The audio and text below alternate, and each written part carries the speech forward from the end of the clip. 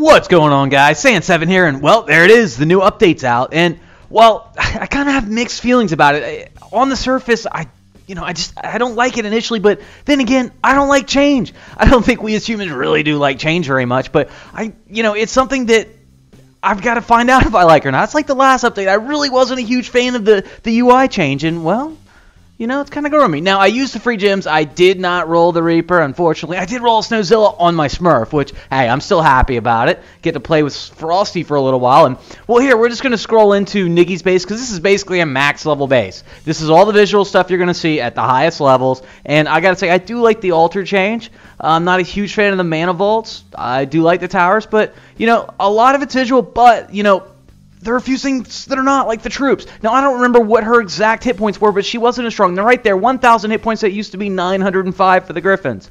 So, that's an upgrade. Some towers aren't going to be one-shotting them anymore. Also, you're going to get a damage buff. I've heard that the blues add a little bit of damage on to the magic tower. And I'm not going to go into every part of the update right now, guys, because it's actually a pretty big update. And really what I'm going to get into is what I think is the most crucial aspect of this update, and that's the arena. And the little refresh button, all it does is refresh your opponents. It does not give you extra turns. Now, what is the change in the arena? Well, there's now going to be longer battles because the Shrine HP is ×2. Your hero HP is ×2. And you'll get to really see that in my last 2 arena matches versus Hen, 126. An opponent I haven't faced in a while. Dude has massive level heroes. And that's kind of what this is going to favor. It's going to favor higher level heroes as opposed to the perfect talents, people just dumping money in and not putting time in, which I think is a really, really good decision long term. Now, it also just gonna probably piss a few people off that have dumped a bunch of money, but hey, I guess IGG says they already dumped the money, we already got them, let's go find somebody else. Not a bad move. No, and another thing I want to talk about is a lot of people are jumping ship and like, okay, it's time to quit, let's go ask for refunds. It's not that time yet, guys. It really isn't. I understand taking a stand and not spending, which I'm not spending to roll for the Reaper, to hope something, IGG is going to do something, come out and say, hey, we are going to take care of this. Now, while they've listed as hackers one of their top priorities, haven't they done that before? I mean, or maybe I'm just wrong. Don't quote me. But, I'm not going anywhere. This is a game that I really love this game. And even when it's just kind of like, really they're pissing me off, just take a step back, which I've done lately. What you've noticed that I haven't been on. I haven't posted any videos lately. It's because, well, I'm just kind of giving it a break. I'm just letting everything soak in and figure out where my stance is on it. And I've come down to, I still love the game. There's no question about it. Now, I need to get back to doing some more daily videos and get this arena figured out. Because I got to say, it's quite interesting.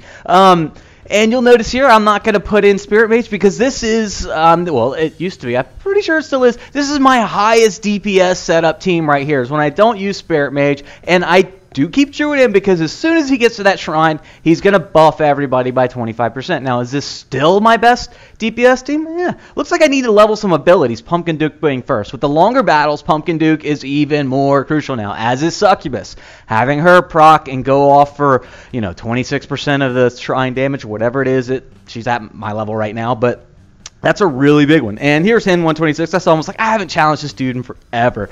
He's a guy, he has massive level heroes, and I used to be able to just own him in a DPS contest, which I saw right there. I was like, oh, okay, open lane. This is a great test. Do I got it? And it's because I used to have that sprint. And with sprint, that means my Succubus used to proc, while his usually wouldn't get a chance to.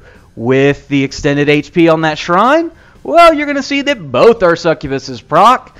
And mine's going to proc first, of course, because of the sprint. But, well, his proc next, and his guys hit harder than mine. He's got more HP. He has higher levels. He, kind of deserves that win. But I'm thinking, okay, well, how about running into him? My talents kind of suit me to run into him. And that's one thing I think it's, running into people, it's going to help me personally. Because it's going to give my Thunder God a chance to proc before dying. And you'll notice that I put Pumpkin Duke in the very back there. Otherwise, he's going to show up first, and he's not the one I wanted to show up first. It's Ninja. And you'll see that I believe I'm going to lose Ninja first. There's the explosion. Next, looks like Thunder God did pick up the aggro, which is perfect for me. You can see that everybody just starts procking, which I actually get all my procs off. Now, I'm going to speed this up ×2. My Spirit Mage does not move or hit this fast, but as you can see, the shrine, especially against dude like Hen, those heroes, high levels, it's going to take my Spirit Mage a long time to knock down the shrine. I kind of tossed the phone down, looked back, and I was like, oh shit, am I going to finish this? But I do finish it, and it takes a little bit of time. Now, I'm wondering if my Druid would solo it. I don't think so, considering it took so long for my Spirit Mage. But, alright guys, like I said, this is just kind of my first impression of the new UI changes, and the arena's something new. It's going to be fun.